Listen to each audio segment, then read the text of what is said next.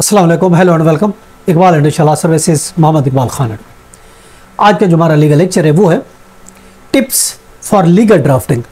जो जूनियर वकला हैं, जो लॉ सीखने चाहते हैं, लॉ सीख रहे हैं, वो केस को ड्राफ्ट करना चाहते हैं, तो आज हम वो टिप्स बता रहे हैं कि आपने केस की किस तरीके से लीगली तौर पर आप एक अच्छी किस तरीके से आप ड्राफ्टिंग कर सकते हैं। वो चंद टिप्स आज हम आपसे शेयर कर रहे हैं। लीगल ड्राफ्टिंग के लिए कोई केस ड्राफ्ट करना है, कोई एग्रीमेंट ड्राफ्ट करना है आपने, तो लीगल तरीके से एक अच्छा ड्राफ्ट आप किस तरीके से कर सकते हैं, ये आज हमने देखना है। देखें,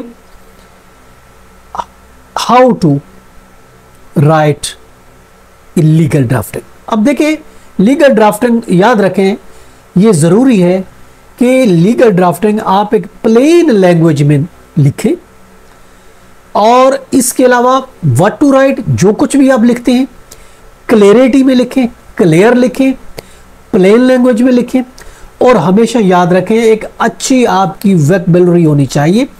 अच्छी वोकैबुलरी का उसमें इंदराज होना चाहिए। वो आपने उस एक अच्छी वोकैबुलरी में लिखना है। एक अच्छी इंग्लिश में जो वोकैबुलरी आपके पास लॉ की वोकैबुलरी होनी चाहिए, वो आप उसमें लिखें।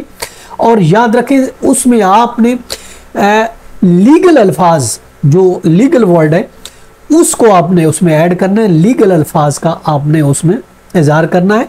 उसको जो ड्राफ्ट करना है लीगल वर्ड्स में करना है, लीगल अल्फाज में, याद रखें। और इसके अलावा ग्रामर आनी चाहिए, ग्रामर सही होनी चाहिए।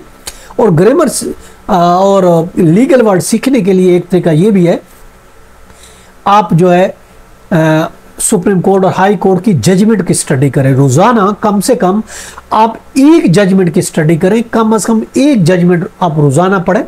किसी भी लॉ के मैगजीन में आप उसको पढ़ें, एक एक लफ्ज़ को पढ़ें।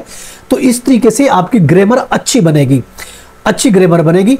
और याद रखें, एक अच्छी ग्रामर के साथ साथ फैक्ट आपने ज़रूरी लिखने होते हैं। फैक्ट और इश्यूज़ क्या हैं उसको हाईलाइट करना भी ये ज़रूरी है जब भी आप लीगल ड्राफ्टिंग कर रहे हो, याद रखें। और ख़ासकर आपने एम्बिग्युइटी से अवॉइड करना है। हर चीज़ को आपने ऐसा कोई अल्फाज जो एम्बिग्युइटी क्रिएट करे, जो डाउट क्रिएट करे, जो क्लियरिटी नहीं है, ऐसे अल्फाज से आपने छुटकारा पाना है। नहीं ऐसे अल्फाजों का इस्तेमाल करना, और याद रखें इसे अवॉइड करना है। और ऐसे अल्फाज नहीं इस्तेमाल करना जैसे कोई कन्फ्यूजन पैदा होती है, डाउट पैदा होता है। फॉर एग्जाम्पल हम कहते हैं इट, दिस, दैट, सच, विच, तो ये इस किस्म के अल्फाज से गुरेज करें। और सही तरीके से आपने कन्फ्यूजन बिल्कुल पैदा नहीं करना है। याद रखें, आपने क्लैरिटी में वो ड्राफ्टिंग करनी है, उसमें किसी किस्म की कोई कम्प्लेक्शन नहीं होनी चाहिए, कोई कॉम्प्लिकेटेड चीज़ें नहीं होनी चाहिए। कंसाइंसनेस भी होना ज़रूरी है। याद रखें कि कंसाइंस लैंग्वेज में आप जो है ड्राफ्ट करें। और इसके अलावा रीडेबिलिटी होनी ज़रूरी है, उसको समझने के लिए, उसको पढ़ने के लिए आसानी हो, ईजी टू रीड होना चाहिए।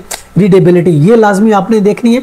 इसके अलावा कंसिस्टेंसी भी लाजमी। कोई आप ग्रामर यूज़ कर रहे हैं, कोई अपने जुमले अल्फाज कर रहे हैं, पंक्चुएशन इस्तेमाल कर रहे हैं, रिफ्रेज कर रहे हैं, फ्रेज कर रहे हैं, कुछ भी कर रहे हैं आप उसको, तो उसमें एक कंसिस्टेंसी होना ज़रूरी है आपकी उन वर्डिंग में, आपकी उन ड्राफ्टिंग में।